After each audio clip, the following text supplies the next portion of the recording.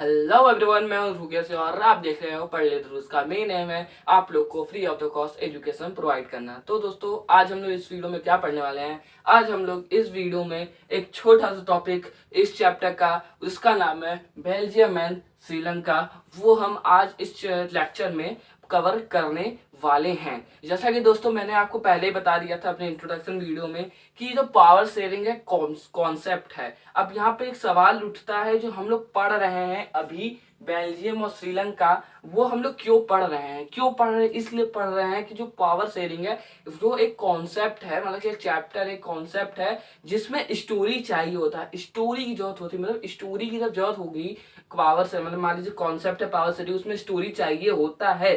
तो उस स्टोरी चाहने के लिए कोई कैरेक्टर चाहिए होता है। कोई कैरेक्टर कौन है? ये दो कैरेक्टर इस चैप्टर में दिया है। वो है बेल्जियम और श्रीलंका के बारे में। बेल्जियम और श्रीलंका के बारे में हम लोग इस वीडियो में, मतलब इस वीडियो में पढ़ने वाले हैं। अब बताते हैं, अब आगे की बात करते हैं। अब आगे हम लोग को क्या करना है, ठीक है। आगे हम लोग का दूसरा हेडिंग, इसमें सब टाइटल दिया है, सब हेडिंग दिया है, एंथिक कॉम्पोजिशन ऑफ बेल्जियम। ठीक है, एंथिक कॉम्पोजिशन ऑफ बेल्जियम।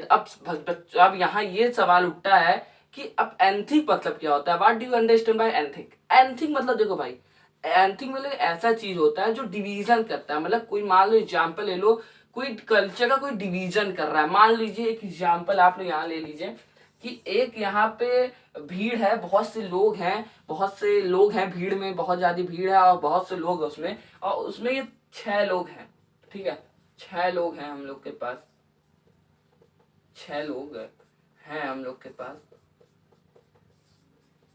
ठीक है, तो 6 लोग हैं। अब 6 लोग में से बात ये हुई कि ये 3 लोग एक अलग कल्चर के हैं, मतलब अलग धर्म के हैं, और जो 3 लोग ये हैं ये अलग धर्म के हैं। अब यहाँ ये आप क्या देख रहे हो, अब ये डिवीजन हो रहा है, ये डिवीजन हो रहा है, ये धर्म में या किसी भी कल्चर में डिवीजन हो रहा है, ये डिवीजन किया जा रहा है। तो ये डिवीजन को हम लोग एंथेटिक कहेंगे, एंथेटिकशिप कहेंगे, एंथेटिक ऑफ कॉम्पोजिशन कहेंगे। हम लोग इसी डिवीजन को कहेंगे एंथिकसिटी ऑफ कॉम्पोजिशन। अगर समझ में अब आ गया हो आपको उस एंथिकसिटी के बारे में, तो अब आगे बढ़ते हैं।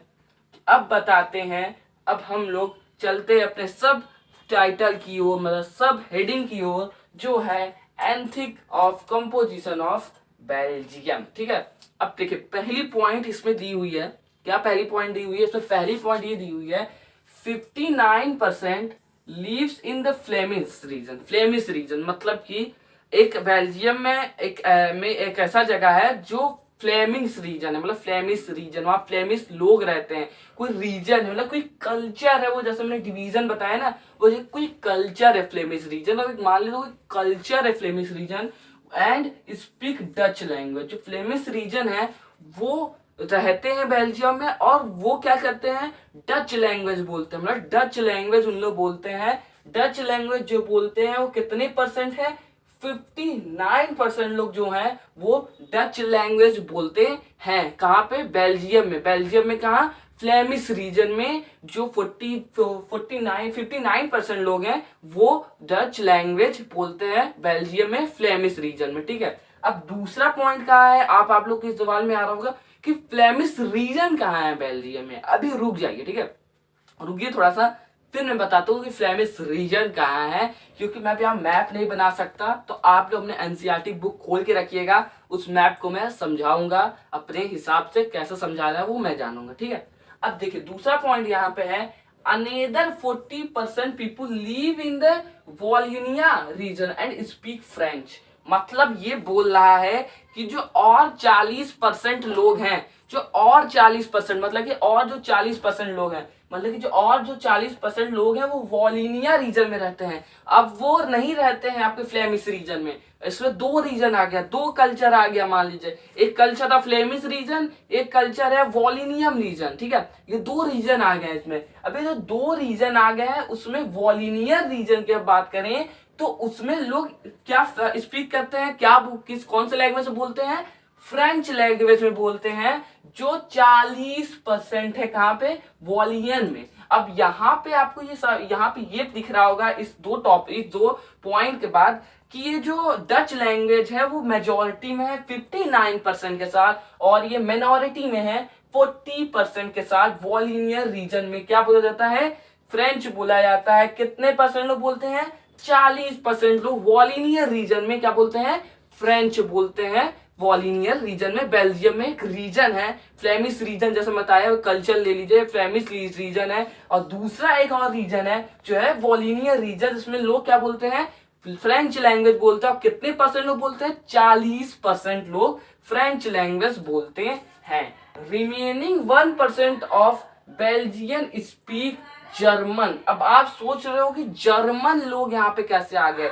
अब जर्मन लोग ऐसे आ गए कि अब मैं आपको मैप बताऊंगा। अब मैप से आपको पता चलेगा जर्मन लोग कैसे आए। जो बेल्जियम है वो बेल्जियम वो किससे कनेक्टेड है? नीदरलैंड से कनेक्टेड है, फ्रेंच से बॉर्डर से जुड़ा हुआ है, और वो जर्मनी के बॉर्डर से जुड़ा हुआ है। तो जो जर्मनी का बॉर्डर यहाँ मान लीजिए ये बना हुआ है मेरा फ्रेंच बेल्जियम का मैप, और बेल्जियम का मैप तो किनारे है इस साइड, मतलब वेस्ट बंगाल के साइड हम लोग के, वो हम लोग के इंडिया के एग्जाम्पल से लेके मैप के हिसाब से वहां उधर इस साइड, ये इस साइड जो लोग हैं जर्मनी का एरिया, मतलब जर्मनी देश है यहाँ पे।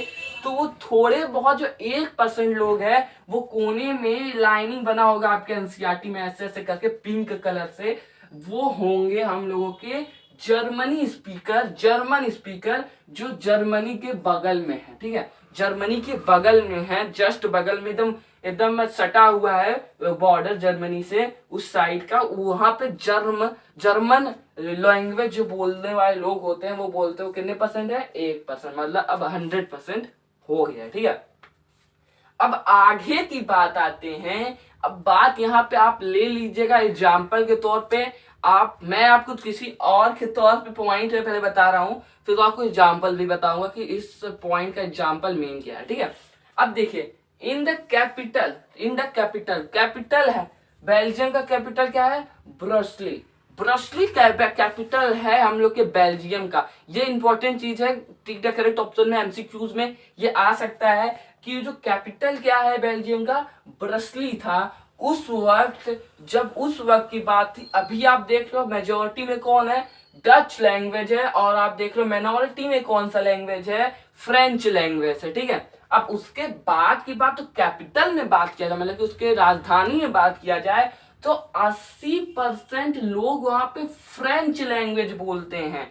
80% लोग जो कैपिटल में ब्रसली में, बेल्जियम का कैपिटल ब्रसली में 80% लोग फ्रेंच लैंग्वेज बोलते हैं, और 20% लोग बस डच लैंग्वेज बोलते हैं। अब यहाँ पे तो भाई डच लैंग्वेज मेजॉरिटी में था, ये मिनोरिटी में था। अब अचानक से फ्रेंच लैंग्वेज मेजॉरिटी में हो गया है और डच लैंग्वेज मेजॉरिटी में हो गया है।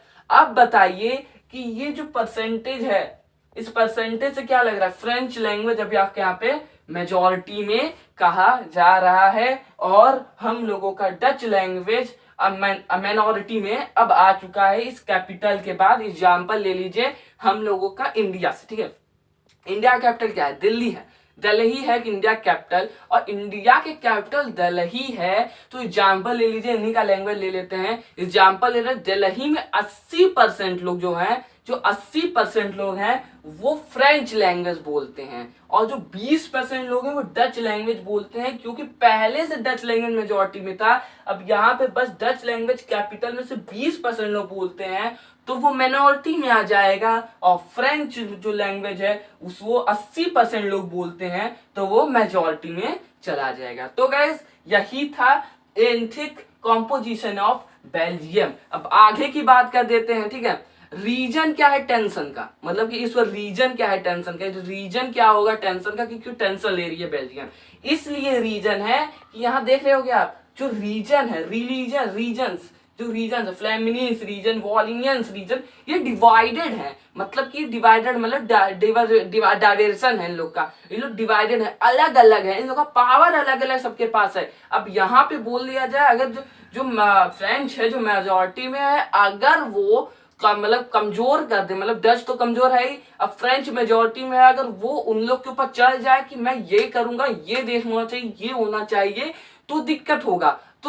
अब अगर ये पावर को शेयर कर देंगे तो पॉसिबल हो जाएगा कि वो दिक्कत जो है हम लोगों का वो नहीं रहेगा, वो खत्म हो जाएगा। इसलिए पावर शेयरिंग इंपॉर्टेंट है। अब आगे चलते हैं, आपको मैप वर्क बताते हैं। फ्लेमिनिन रीजन मैंने यहाँ लिखा है येलो कलर में, आपके एनसीईआरटी बुक में दिया होगा।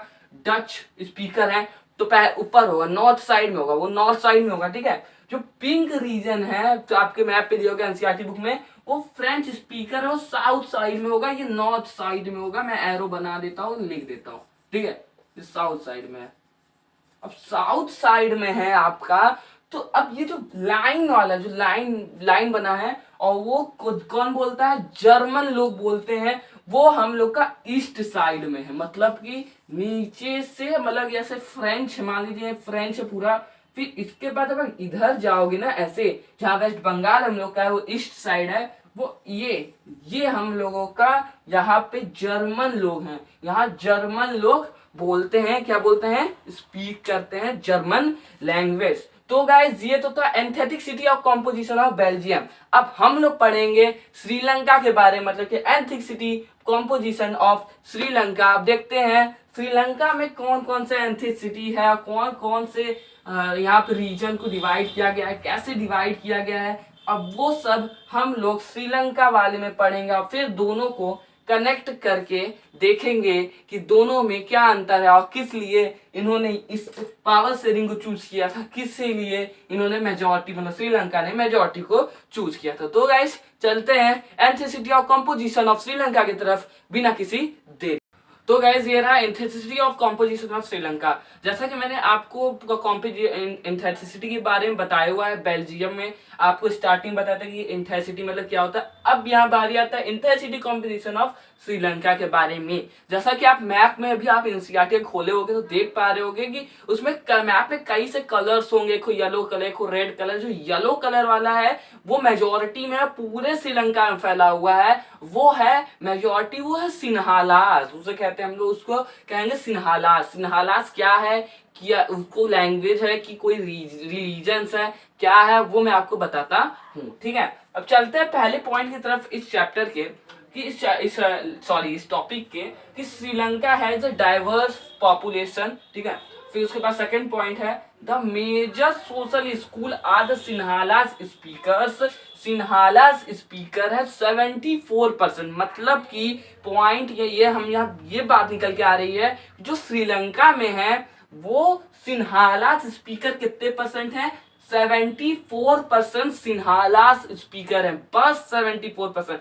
पूरे श्रीलंका है मान लीजिए, अब तो 74% पूरे श्रीलंका में सिन्हालास स्पीकर है, मतलब स्पीकर है। सिन्हालास स्पीकर मतलब कि सिन्हालास एक लैंग्वेज है, सिन्हालास एक लैंग्वेज है। कई लोग यहाँ पे दिक्कत हो जाता है कि कई लोग बोलते हैं सिन्हालास एक लैंग्वेज नहीं है, एक रिलीजन्स है। सिन्हालास एक लैंग्वेज है, एक लैंग्वेज है जिस जो बोला जाता है, वो सिन्हालास एक लैंग्वेज। और श्रीलंका में 74% लोग सिन्हालास बोलते हैं। उसके आगे चलते हैं, and the Tamil speakers are 80%। मतलब कि जो तमिल स्पीकर हैं वहां के, जो तमिल बोलते हैं, वो कितने परसेंट है, 18% लोग तमिल बोलते हैं। 18% लोग तमिल बोलते हैं, और 74% लोग सिन्हालास बोलते हैं। मतलब कि आधी से ज्यादा, पूरी आधी ज्यादा कंट्री सिन्हालास बोलती है, ठीक है। अब 18% लोग तमिल बोलते हैं। तो आगे देखते हो, तमिल में एक इंटरेस्टिंग फैक्ट है, एक इंटरेस्टिंग चीज है तमिल में। तमिल में एक इंटरेस्टिंग चीज ये है, Tamil native of country card Sri Lanka Tamil, ठीक है। अब बात यहाँ पे आप समझ नहीं पा रहे होगे क्योंकि इसमें एक पॉइंट नहीं लिखा हुआ है, शायद, हाँ एक पॉइंट नहीं लिखा हुआ है। आप बात यहाँ नहीं समझ पा रहे होगे, बात समझने की बात करिए, ठीक है। जो तमिल है वो दो पार्ट में डिवाइडेड है। श्रीलंका में जो तमिल है वो 2 टाइप्स के, जैसा 2 प्रकार के ये होते हैं, 2 प्रकार के वो होते हैं, पर तो वैसे ही श्रीलंका में जो तमिल स्पीकर्स हैं, जो तमिल स्पीक करते हैं, जो तमिल बोलते हैं, वो 2 प्रकार के हैं। कैसे 2 प्रकार के हैं, पहला जो है, जो Tamil native of the country का श्रीलंका तमिल, जो 13% तमिल बोलते हैं। मतलब कि जो जो जो तमिल ऐसे तमिल लैंग्वेज वाले लोग जो रहते हैं श्रीलंका में, मतलब कि शुरू से रहते हुए हैं श्रीलंका में ही पले पूसे हैं और अभी तक श्रीलंका में चल रहे हैं, अभी तक श्रीलंका में पहले से हैं, उनका एक हजारों साल पहले 100 साल पहले से श्रीलंका में थे और वो अभी हैं। तो वो लोग जो होते हैं वो श्रीलंका तमिल्स होते हैं, जो श्रीलंका में पैदा हुए थे, तो श्रीलंका में अभी चल रहे हैं। और श्रीलंका में तो 100 साल पहले थे और नहीं होंगे, लेकिन अब जो थे वो जो श्रीलंका में पैदा हुए थे उन्हें हम लोग श्रीलंका तमिल बोलेंगे। वो श्रीलंका स्पीकर होंगे, वो श्रीलंका तमिल स्पीकर होंगे। वो श्रीलंका तमिल स्पीकर कितने परसेंट है? 13% है श्रीलंका तमिल स्पीकर। याद करिएगा ध्यान से, श्रीलंका तमिल स्पीकर कितने परसेंट है श्रीलंका में? 13% श्रीलंका तमिल स्पीकर है। क्योंकि क्यों है श्रीलंका तमिल स्पीकर? क्योंकि वहां पे वो लोग पहले से श्रीलंका में ही फूले फंसे हैं, ठीक है, फूले फंसे हैं जो भी बोला जाता है, नहीं बोल पाए, ठीक है। अब चौथा पॉइंट है इसका कि the rest whose forefathers came from the plantation workers during the colonialism period are called Indian Tamil. भाई इंडियन आ गया। अब कई लोग, कई बच्चे होंगे, कोई बहुत ज्यादा वो हो गए होंगे, मतलब कि बस इंडियन आ गया पढ़ना है, ठीक है, इंडियन आ गया पढ़ना है, ऐसी बात नहीं होती। लेकिन बहुत इंटरेस्टिंग चैप्टर है ये। हाँ, जो जो हम लोग का मतलब यहाँ बता रहा है, जो 5% और जो सिन्हा मतलब कि तमिल स्पीकर बचे हुए हैं, जो तमिल स्पीकर जो और 5% बचे हुए हैं, वो क्या है? वो इंडियन स्पीकर हैं, इंडियन तमिल स्पीकर हैं। कैसे हैं भैया? ऐसे हैं भैया कि जो पहले थी, मतलब जो कॉलोनिज्म चल रहा था, जो इंग्लैंड आई हुई थी यहाँ पे, मतलब कि इंडिया और श्रीलंका में उसी टाइम पे इंग्लैंड आई थी, वहां पे राज चल रहा था, इंग्लैंड का कॉलोनिज्म चल रहा था। उसी वक्त जो केरला साइड के लोग हैं, जो केरला साइड के लोग हैं, उन्हें इंग्लैंड वालों ने, मतलब कि जो कॉलोनिज्म है, उन लोगों ने प्लांटेशन वर्क के लिए श्रीलंका में भेजा था। श्रीलंका प्लांटेशन वर्क के लिए श्रीलंका में भेजा था। अगर वो तब श्रीलंका में गए काम करने के लिए तो वो वापस नहीं आए, तो उनको हम लोग बोलेंगे इंडियन तमिल स्पीकर। मतलब जो 5% और लोग हैं वो इंडियन तमिल स्पीकर होंगे, ठीक है। और यहाँ पे 17% होगा, 18% नहीं होगा, सॉरी गलती लिखा था, ठीक है। तो ये अब अगर हम लोग ये बात करें तब हम लोगों के हिसाब से 13% लोग श्रीलंका तमिल बोलते हैं, श्रीलंका तमिल स्पीकर है, और 5% लोग इंडियन तमिल स्पीकर हैं। जो ऐसे लोग जो केरला वाला साइड से ऐसे लोग जो प्लांटेशन वर्क के लिए कॉलोनिज्म पीरियड, मतलब कि इंग्लैंड मतलब इंग्लिश पीरियड में आए थे, जब इंग्लैंड ने इंडिया पे राज किया था, श्रीलंका पे राज किया, तब आए थे प्लांटेशन वर्किंग के लिए, तो वो वहीं रह गए, इंडिया नहीं आए, तो उसे हम लोग कहेंगे इंडियन तमिल स्पीकर, ठीक है। अब हम लोग का आखिरी पॉइंट इस वीडियो का ये है कि जो percentage 7% of Christian are speak Tamil and Sinhalas, जो क्रिश्चियन है, जो 7% क्रिश्चियन है, वो भी तमिल और सिन्हालाज ही बोलते हैं। अब पॉइंट यहाँ सबसे बड़ा कंफ्यूजन निकल के आता है, भैया जो 1% लोग हैं वो क्या बोलते हैं? 99% लोग तो हो गए हैं भैया, 99% लोग हो गए, आपने सही बताया, लेकिन जो 1% लोग हैं वो क्या बोलते हैं? 1% लोग ट्राइबल्स एरिया, मतलब कि जो हम लोगों के होते हैं, उनका क्या नाम होता है? अरे गांव साइड के, हाँ, गांव साइड के जो लोग होते हैं वो 1% लोग ट्राइबल्स एरिया के जो लोग होते हैं वो कुछ दूसरी लैंग्वेज बोलते हैं। उसका बुक में भी आपके कोई वो नहीं है, भी बुक में भी कोई रीजन नहीं दिया कि क्यों 1% लोग कुछ और बोलते हैं, कोई रीजन नहीं दिया, कौन सा लैंग्वेज बोलते हैं वो भी नहीं दिया है। तो 1% लोग मान लिया जाता है ट्राइबल्स एरिया के होते हैं, जो गांव के एरिया के होते हैं, वो कुछ दूसरी लैंग्वेज बोलते हैं। जो लोग एनसीईआरटी टिपते हैं, एनसीईआरटी बस पढ़ते रहते हैं, पूरा एनसीईआरटी रट ढालते हैं, उन लोगों को ये 1% में हमेशा दिक्कत होता है। अब ले लीजिए 70, अब यहाँ पे मैं आपको प्रूफ करके दिखा देता हूँ, देखिए 74%, ठीक है, प्लस 17%, ठीक है, और प्लस 7%, ठीक है।